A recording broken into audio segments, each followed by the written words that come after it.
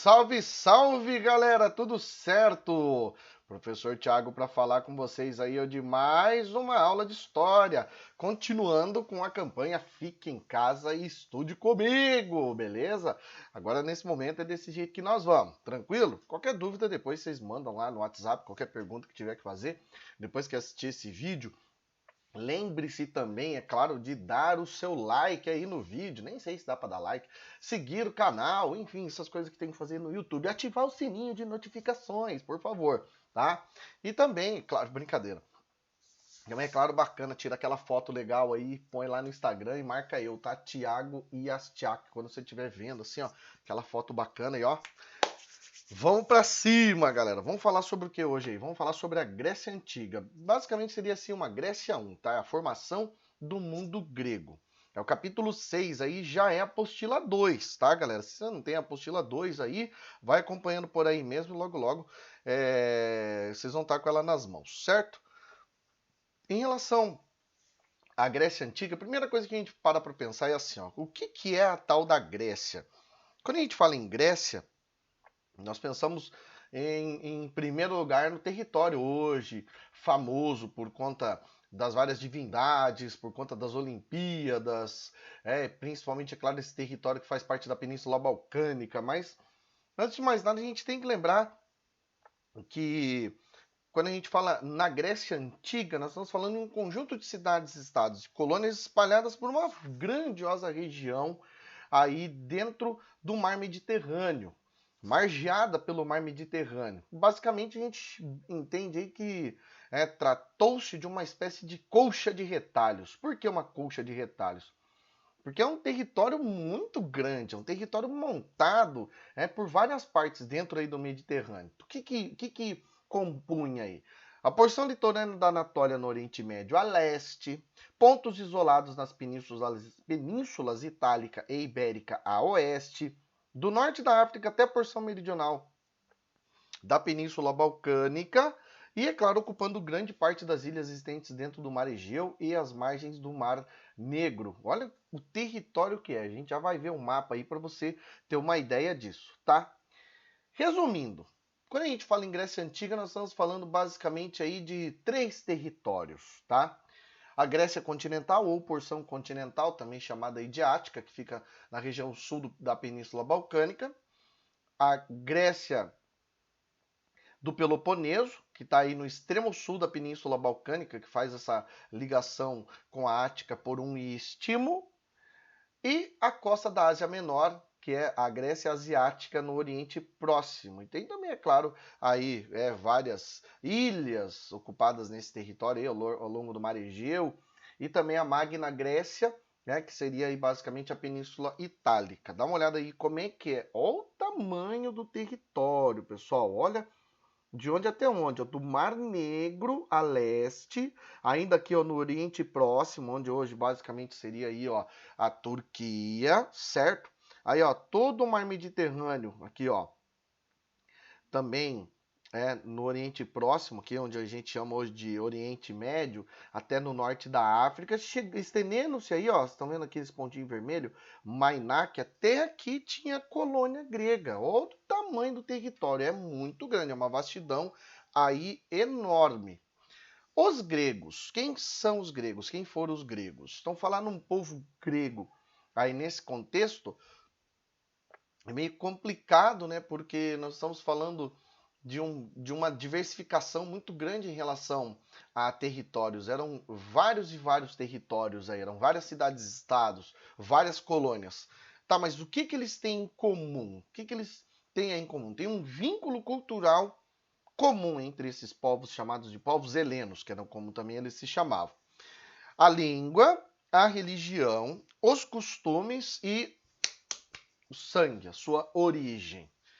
A ocupação do território vai passar assim gradativamente, por alguns povos, como por exemplo os pelasgos, que originalmente habitaram esse território, e depois, juntamente com os pelasgos, vieram aí ocupar o território da Península Balcânica os aqueus, os eólios, os jônios e os dórios, iniciando uma nova fase de ocupação. Mas isso aí quando? Isso aí vai acontecer lá desde o século XX antes de Cristo. Imagina, 2000 antes de Cristo. A primeira civilização, o primeiro grupamento que existiu aí foi Creta. Como que Creta fez para dominar aí todos esses povos? Ainda quando não existia o desenvolvimento democrático, por exemplo, em Atenas, tá? Creta acabava exigindo anualmente tributos de todas as regiões. De uma certa maneira, a gente sabe que o mito do Minotauro explica um pouco disso, tá? Se vocês estiverem, quando vocês estiverem assistindo essa aula aí, depois vocês pegarem a apostila e dar uma olhada nela, vai fazer essa descrição aí do mito do Minotauro. Ou se alguém não entendeu e depois tiver alguma dúvida lá, manda uma mensagem no WhatsApp lá, ou a gente marca aí um plantão tira dúvidas no WhatsApp, ou no Discord, ou no Google Meet, ou enfim, para a gente falar sobre o mito do Minotauro, certo? Isso aí demonstra o que? A supremacia cretense. Até o século XV. A partir daí, outra região acabou dominando. Quem? Micenas. É aí que a gente fala, então, no surgimento da civilização creto-micênica. Principalmente, é claro, por quê? Porque essa cultura cretense vai ser apropriada pelos micênicos, que vai passar a influenciar culturalmente as outras cidades-estados, tá? E aí Micenas, de certa maneira, dominou até 1100. Entre 1100 e 800 a.C., os historiadores chamam de Era das Trevas, porque não tem nada descrito sobre a existência aí dos gregos nesse período. E aí, nos últimos séculos da Era das Trevas, a gente percebe alguns avanços aí extremamente importantes, como, por exemplo, a substituição da metalurgia do bronze pelo ferro, um aumento populacional gigantesco, a expansão territorial ocupando aí várias outras ilhas e territórios, o incremento artístico na produção artesanal, como por exemplo os vasos de cerâmica vão ser mais trabalhados, e a partir do século VIII a.C., a consolidação da civilização grega com o surgimento de cidades mais bem povoadas e também complexas, e a adoção de ideias, valores e comportamentos originais. Isso tudo acontecendo, é claro, dentro de um processo evolutivo, mas cada cidade-estado apresentando a sua própria característica, tá? A política e a economia, de uma certa maneira, chama muito a atenção aí, porque são duas palavras que, na verdade, eram práticas. A palavra política vem da polis, da palavra polis, que significa cidade-estado. Então, política é basicamente o quê? É a resolução das questões dentro da polis. E oikos é o que vai originar a palavra economia. Oiko era uma unidade, uma pequena unidade econômica autossuficiente que existia antes da polis.